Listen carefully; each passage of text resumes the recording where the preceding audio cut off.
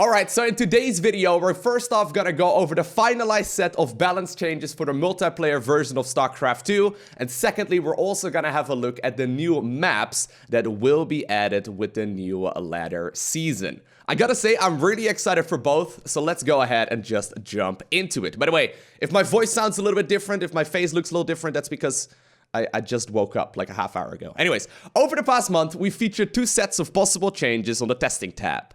After digesting all of the discussion and feedback, we're ready to announce the final set of changes in the upcoming balance update. These changes will be updated to the balance test mode later today, and the final set of changes will go live on the ladder on August 20th on the start date of Season 3.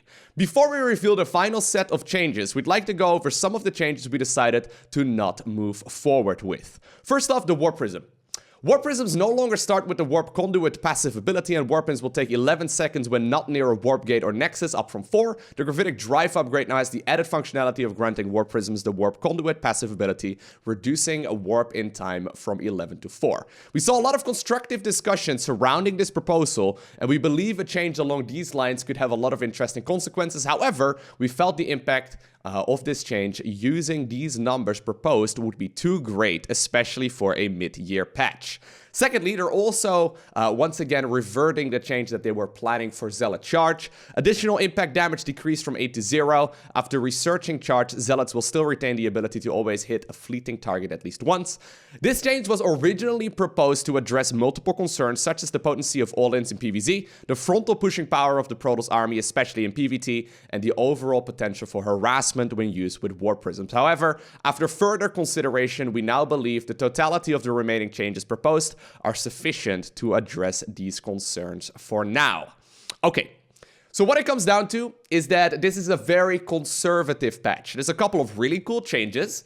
I've discussed those at length in the previous two videos that I made about this exact subject as well. But it's all things considered pretty conservative. And what I kind of feel like, what I'm reading between the lines here, is that they are once again, potentially at the very least, looking to do an end-of-year patch after BlizzCon wraps up. As we've had over the last couple of years, ever since Legacy of the Void released, we had like a big multiplayer overhaul right around November or so. It kind of sounds like they're once again planning on maybe doing something along those lines, or at the very least doing a bigger patch after BlizzCon wraps up at the end of the year. So all things considered, this is pretty conservative. There is one new change, however, that has been added as well. Infested Terran Infested Rockets weapon cooldown increased from 0.95 to 1.14.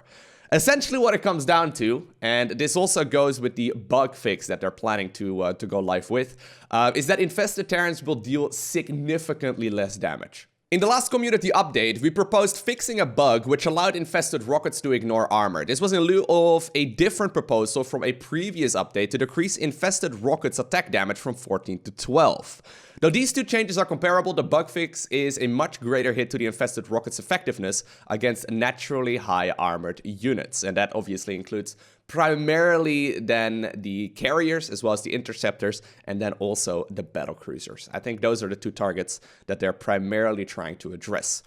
Following this last update, we received additional feedback that even with the bug fix, Infested Terrans would still be too powerful against Protoss late-game armies. While we considered going forward with both the bug fix and the damage decrease, we thought the combination would synergize too much at weakening their damage output against high-armored air units. And while this is desirable to some extent, our primary intention was to temper the Infested Terran strength against interceptors. Thus, we'd instead like to go with an approximate 20% weapon cooldown increase, which would be more evenly reduce the Infested Terran's effectiveness against all air units. This brings us to the final list of changes. Okay, so I'm pretty sure, right? I've been playing StarCraft for a very long time.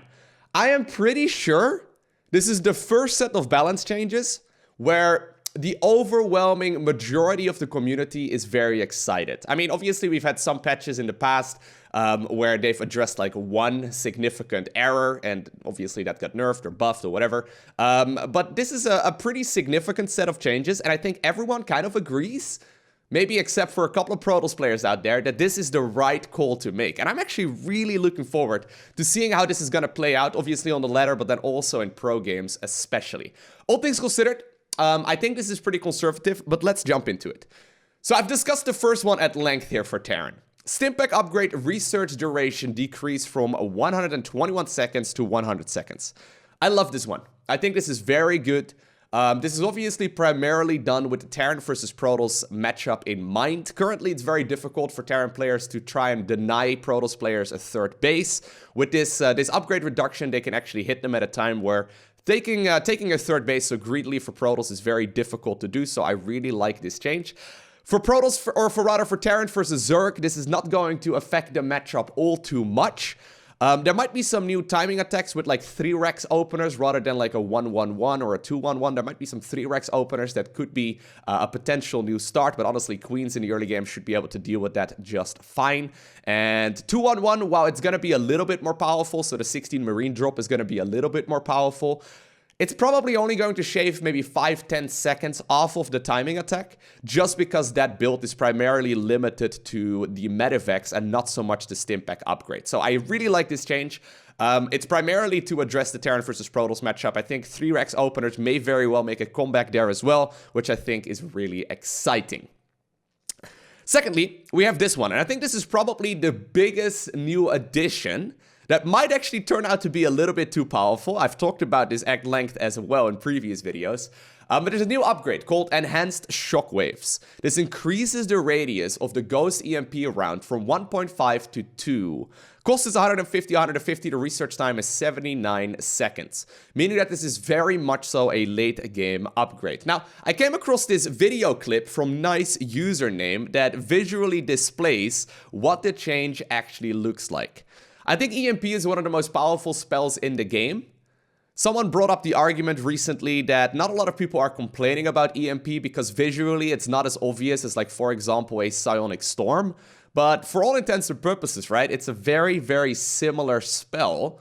I think this is one of those upgrades that might be too powerful in the long run, because this effectively also adds additional range to the ghosts, because obviously they can just simply go ahead and, you know, hit the EMP at a longer distance. Usually they're only trying to hit a small clump of High Templar, since the High Templar are going to have a harder time feedbacking the ghosts when they're trying to achieve that. This might actually steer that late game focus a little bit more into the favor of Terran. And then I think the collateral damage might very well be Terran versus Zerg as well, where EMPing Infestors, but also Vipers and whatnot is just going to be a little bit easier. And I think Ghosts maybe are already very, very strong and maybe a little bit too strong in the Terran versus Zerg late game. So we'll see where this one is going to settle. I think this is the most experimental change they're coming out with. If they really need to, obviously, if this turns out to be too powerful, they could always go ahead and scale it back a little bit. They could also increase the research time to really make it like a proper late game upgrade. All in all though, I like this change and I think it's going to be fun to see what this is going to look like. Okay, now this next upgrade here for Zerg, right? This is the one that I'm personally most excited for. I know this is very nerdy, but I'm someone who opens up Overlord speed first quite regularly lately in the first place. So Overlord and Overseer Pneumatized Carapace upgrade, which is their speed buff. The upgrade research cost has been decreased from 100 minerals and 100 gas to 75 minerals and 75 gas. Now, the main concern that Blizzard had with this upgrade, or with this change, is that this might very well make the Overlord speed upgrade a no-brainer in all matchups very early on. And I wouldn't be surprised if that's honestly going to be the case. Obviously, in Zerg vs. Zerg, it's the standard right now when we transition from like the Ling Bane phase into the Roach phase to get the Overlord speed anyway. However, sometimes it can be a little bit expensive. Usually by the time you try and transition towards the Overlord speed in ZVZ, that's also the time where you put down like your second evolution chamber, you go for the +2 missile, as well as the +1 carapace, you're investing into the Roach speed upgrade, and basically you're at that time spending a ton of gas.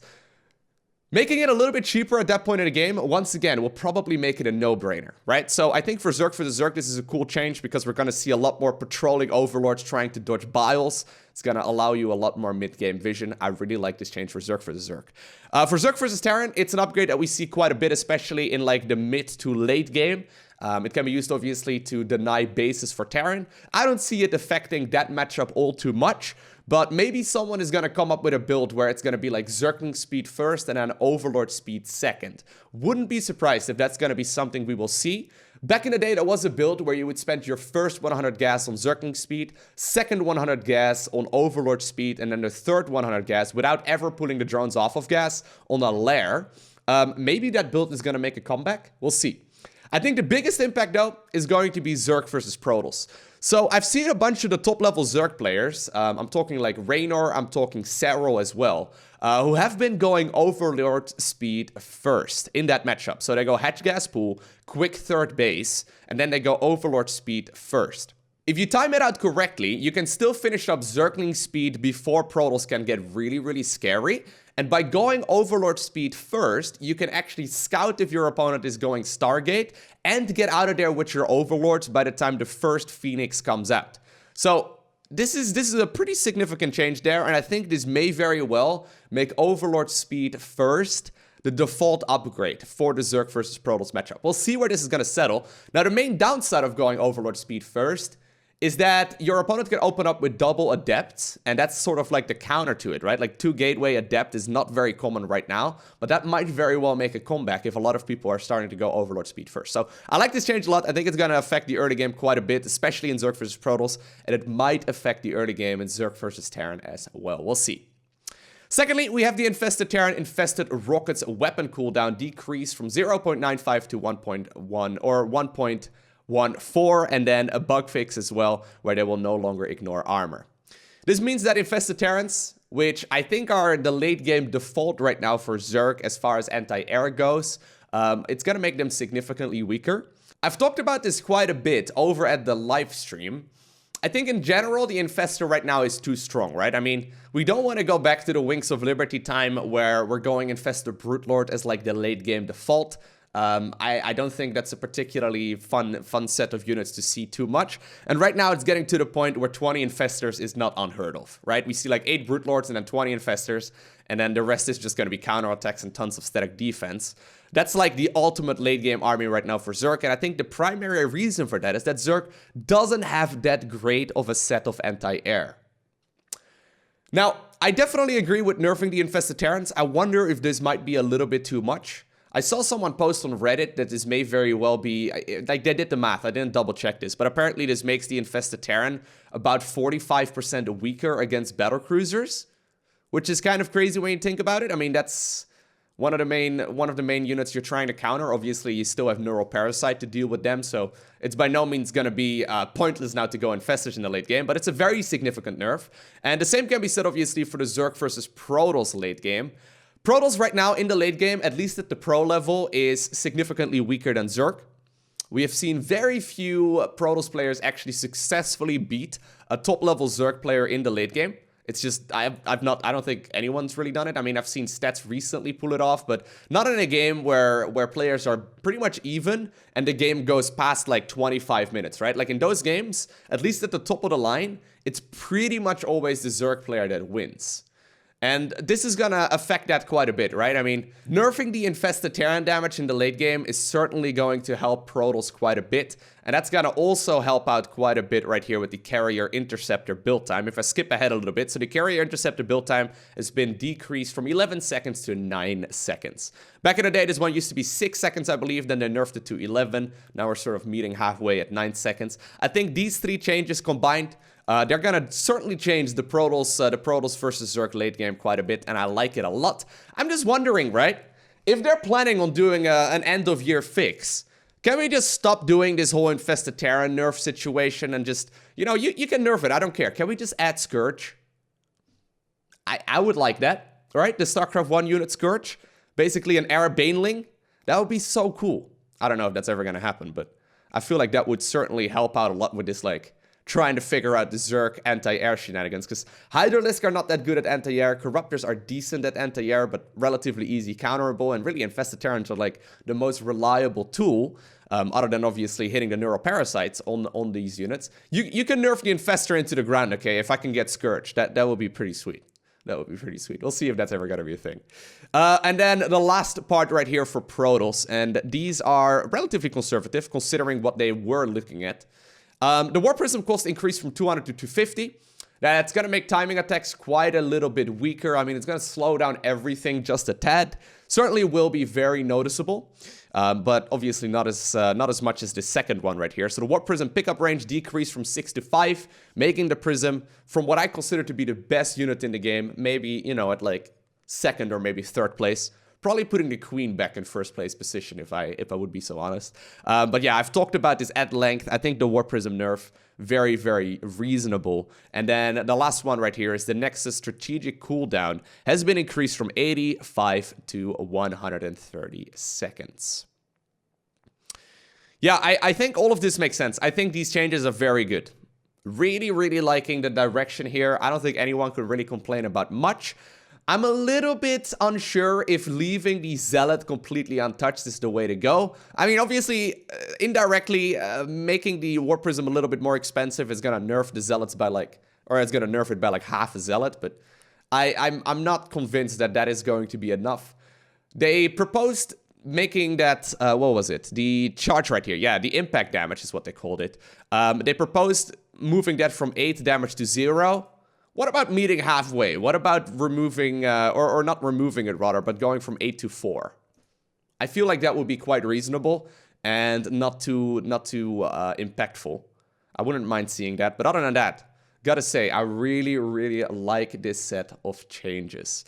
I just really want to see Scourge, and I really want to maybe see the Zealot, at the very least with the charge upgrade, hit just a little bit. Alright, so the final part they wrote here, the remaining changes proposed over the last month have generally been well received, and we're confident in moving forward with this finalized list. As always, we thank you for your valuable continued feedback, and we'll see you on the ladder. Alrighty, I like this a lot. Really excited to see what this is going to look like, especially, look at this segue, okay? I'm a professional, look at this. Especially with the newly announced ladder maps as well. Okay, that was unintentional, but it worked out that way, so a happy accident. So these are the new ladder maps with the new season that will also start off with the new balance changes. Now, I've briefly looked over them, but I haven't really gone in depth just yet, so let's go ahead and do so together, shall we? So here we are. We're introducing several new maps in Season 3, and starting today, they'll be available for testing under the Custom tab. Feel free to jump in and start practicing strategies before the new season begins. You can expect to see these maps on the ladder when Season 3 commences in the week of August 19th.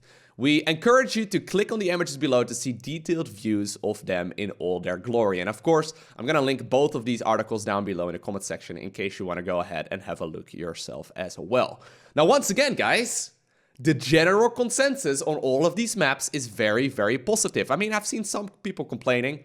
I'm not too surprised by that. People love to complain. But yeah, generally speaking, whenever there's like a new set of maps or there's a new set of balance changes, I see a lot of negativity. I think the general consensus right now is that all of these are really, really good. So the first one is called Disco Bloodbath. Take your place on the dance floor and show off your best moves to take the victory. Be cautious though, as the colorful tiles and flashy lights might interfere with your vision and allow your opponents to sneak up on you. What? Now, I think when we're talking about colorful tiles, the middle section of the map does kind of look like a disco, right? I'm not entirely sure what to expect from that. I don't plan on jumping into the game right now.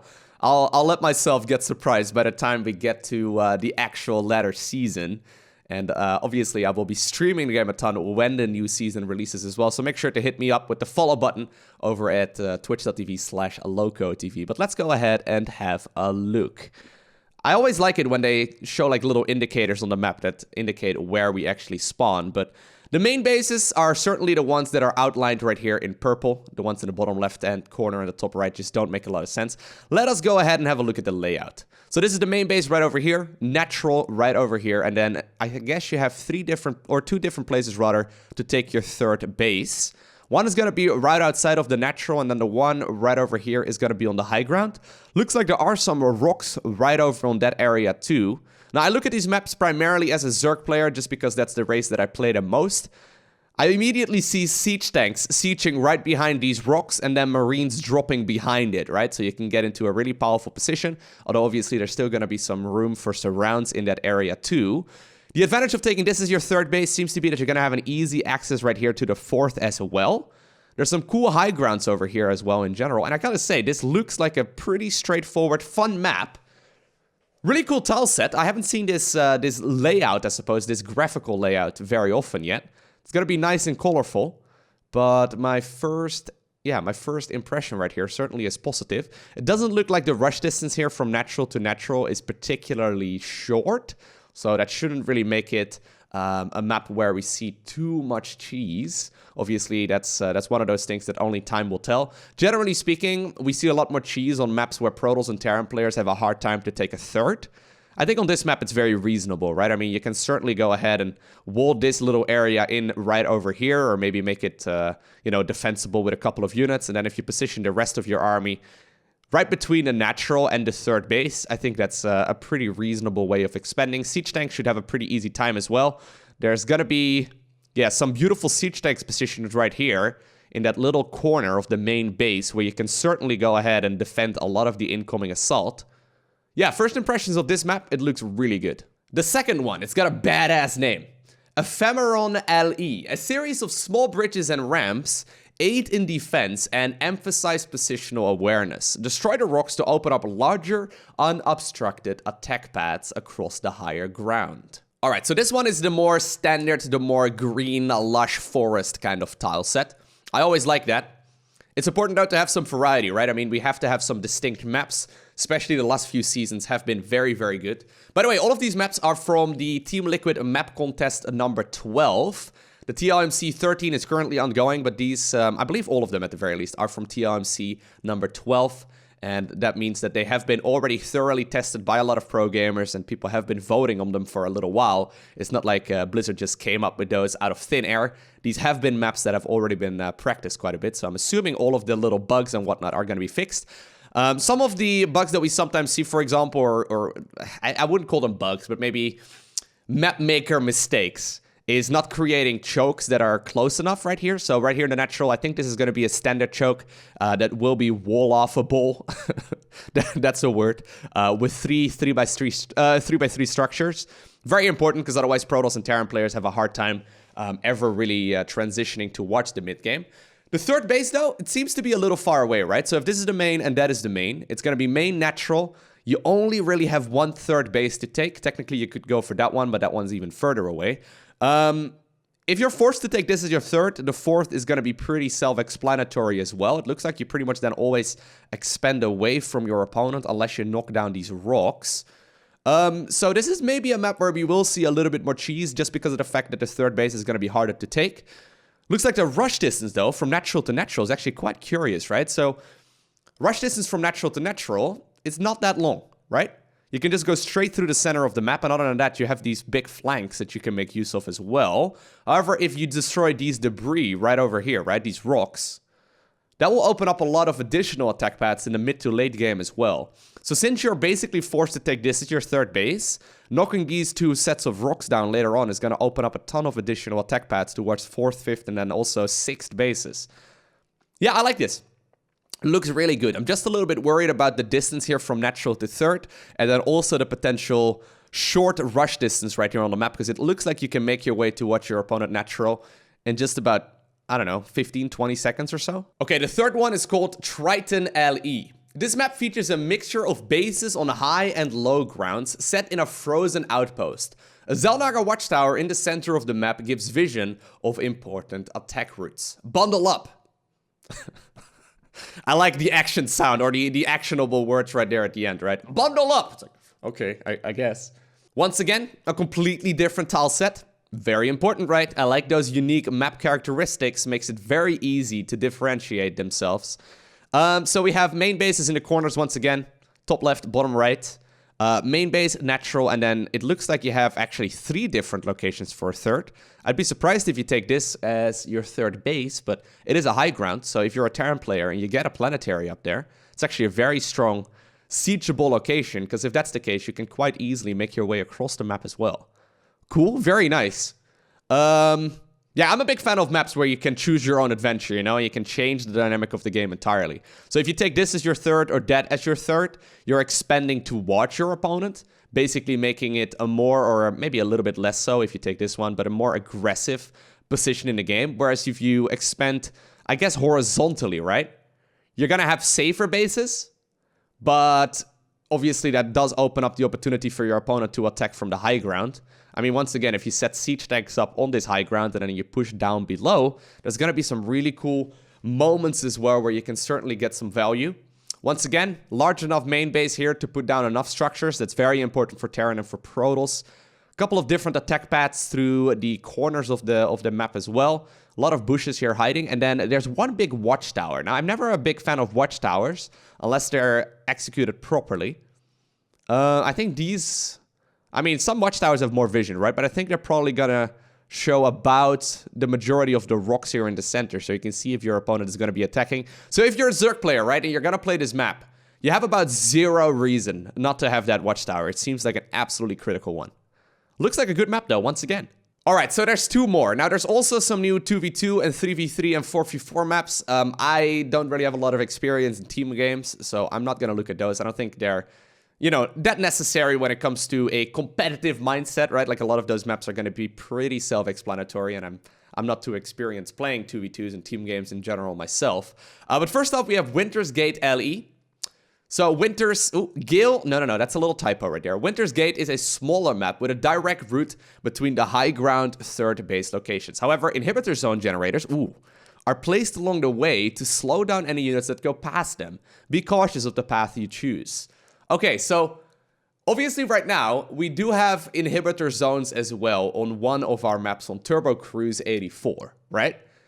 I like the mechanic. I'm not so sure about the execution on Turbo Cruise. So let's go ahead and let's go ahead and have a look at what Winter's Gate will look like. Ooh. This reminds me of Year Zero immediately because of all of those spikes, right? Seriously though, like look at the variety right here in the different tile sets. They're gonna be super distinct, and this is the final one. Ooh, that one's super distinct as well. Okay, we'll come back to that one in a second. Really like that, right? Like there's a lot of variety now. I remember back in the day, it was all just, you know, basically that green or I guess just it was very boring is what I'm trying to say. Anyways, let's go ahead and have a look. So top left once again main base, bottom right main base as well. We have main base, natural, and then it looks like 2 different options for a third base. Now these inhibitor zones are very interesting. Ooh, this is requiring a little bit more time to process. I like that quite a lot. So for those of you unfamiliar, the mechanic basically slows down units that are instead of that circle. So it looks like there's some rocks over here, so you can make it easier for your army to go across the map without being impacted. Very interesting. So you can knock them down and then go across the map without being slowed down so much. Most of the time, though, I found that that is not necessarily the path that the AI will take by default. I mean, even if you knock down these rocks, right, and you attack move towards the other side of the map, units will probably still touch every single one of these, just because they can. I like this layout, though, a little bit better than what we have on Turbo Cruise, where they seem to just be sprinkled in the center of the map. Right here, there's a bit more variety. I mean, they're still obviously through the center right here, but at the very least, you have some ways of microing your way around it. Looks like the rush distance here in general is pretty far away. I'm just not sure about these bases right over here. These are a little bit odd, right? So if you take this is your main, this is your natural, this is your third. I think this one would be the natural fourth, and then you gotta go back up here for the fifth, because this one is too far away. Which I guess means that maybe they have intended that you expand vertically on this map. There's gonna be some variety for sure when it comes to taking your bases. Right? This little section here, that one's a little bit odd. We don't see that very regularly in StarCraft 2 maps. We have actually a similar layout as well, once again on Turbo Cruise, so maybe the map makers do that on purpose, just because they know something that I am not aware of. But other than that, yeah, it looks once again like a very cool map. Love the tile set, like the fact that we once again have inhibitor zones. I know they are not for everyone. I'm not necessarily a massive fan of playing on them either, but I love watching games on them. So that's one of the things, right? The pro games are super exciting with that new mechanic added. And obviously, if you don't like it, you can just veto the map. Okay, and the last one we're gonna have a look at is called World of Sleepers. That's a cool name. This dreamlike battleground provides 3 choices for your third base. Well, I thought we saw that one earlier as well with Triton, unless I'm crazy, but anyways. The standard option, the aggressive low ground base with a rich geyser, and the protected base located behind a row of depleted minerals. There's a rich Vespian geyser at the third base? Is that gonna be only one? Okay, so in this case, we have the main base in the bottom left and the main base in the top right. Oh, okay, so it's this one right over here. That's the contested one. I see. So, okay, I was a little bit worried that this was going to have 2 high-yield Vespian geysers. Yeah, from what I can tell, it's only 1. Now, a high-yield Vespian geyser returns 8 gas a trip. A regular Vespian geyser returns 4 gas a trip. So for all intents and purposes, this base is going to give you the same amount of resources as a regular base. I mean, it's still 1, 2, 3, 4, 5, 6, 7. No, I think it's 8 mineral patches. 1, 2, 3, 4, 5, 6, 7. Yeah, no, it's 8 mineral patches. So it's still going to give you the same amount of resources. It's just going to require less workers. I don't see anyone taking this as their first third base, if I'm being brutally honest with you here. I'd be very surprised unless you have a very specific counterattack. It seems like it makes sense to mine out these couple of low-yield mineral patches, which once again, I'm glad that they are making a return. I'm also glad to see the high-yield mineral, or the high-yield Vespian geyser, rather, being back in. I think it's really cool. But this main natural, and then either this as your third or that as your third. I don't see anyone taking the low ground as their natural third, because this is just so accessible, right? I mean, the tucked-away base makes a lot more sense. Allows the queens to get into position a little bit easier too if you're a Zerg player. And I think for Terran and for Protoss, usually you want your bases a little bit more tucked in as well. Especially on this high ground, right? Like a high ground advantage is still big in StarCraft 2. Maybe not as big as in StarCraft 1, but still very noticeable. So if you assume that this is your natural, or your third rather, then you would take this as your fourth. And then this maybe as your fifth. So the 5 bases that are in your quarter of the map, I suppose, are pretty easy to access. Once again, love the tile set here, as I already pointed out. I mean, it's pretty dreamy. It's pretty sleepy, right? World of Sleepers, definitely an appropriate... What is it? World of Sleepers or World of Dreamers? Doesn't matter anyway. But yeah, this looks once again like a very good setup. And then in general, there's a ton of bases, right? So there's 1, 2, 3, 4, 5, easy to take, and then 6, 7 bases for both players in total. Obviously, we don't have a lot of games where both players go up to 7 bases, so there certainly are plenty of resources to go by. Map layout, once again, I gotta say, I really like it. There's a lot of rocks here, no watchtowers, which I also personally like. And yeah, looks good, right? Actually, there's some more high-yield mineral patch, or some more high-yield gases over here. So I guess if you expand vertically once again, you can take a high-yield gas right over in that base. That seems to be much easier to defend than the one in the center. So yeah, there's a lot of different attack paths, and then also a lot of different expansion patterns. Awesome. Oh man, I'm getting really excited for this though, right? I mean, the new balance patch, and then these new maps as well, they look really solid. So yeah, if you want to have a look at the team maps, I'll go ahead and post a link to the article once again in the description of this video. The final map pool for Season 3 will be the following. Disco Bloodbath.